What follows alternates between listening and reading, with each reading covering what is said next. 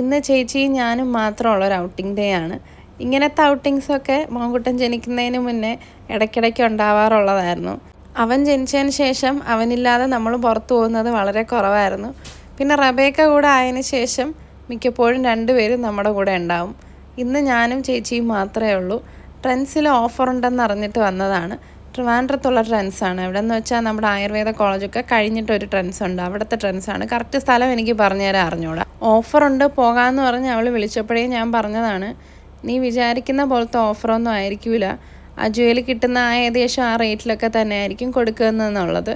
ട്രെൻഡ്സിൽ പോയിട്ടുള്ളവർക്കറിയാം, 999 കിടക്കുന്ന ഡ്രസ്സൊക്കെ നമുക്ക് അജുവയിൽ 350-400 റേഞ്ചിന് കിട്ടും.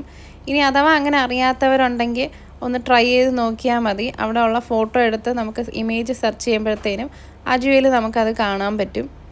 അപ്പോൾ നമ്മൾ കുറേ ഡ്രസ്സ് ട്രൈ ചെയ്ത് നോക്കി, കുറച്ചൊക്കെ ഇട്ട് നോക്കി, കുറച്ചൊക്കെ വച്ച് നോക്കി. അപ്പോൾ കുർത്തിയുടെ അവിടെ നിന്ന് ഞാൻ ഒരു കുർത്തി എടുത്തിട്ടുണ്ടായിരുന്നു.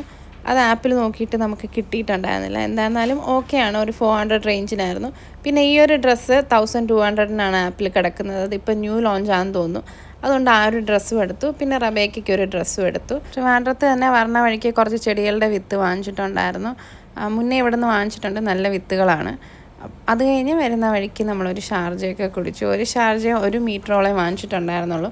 കാരണം ഇപ്പം മുഴുവൻ ഷാർജ കുടിക്കുമ്പം ചെറിയൊരു പേടി വരും, ഇത്രയും ഷുഗർ കഴിക്കുന്നല്ലോ എന്ന് വിചാരിച്ചിട്ട്.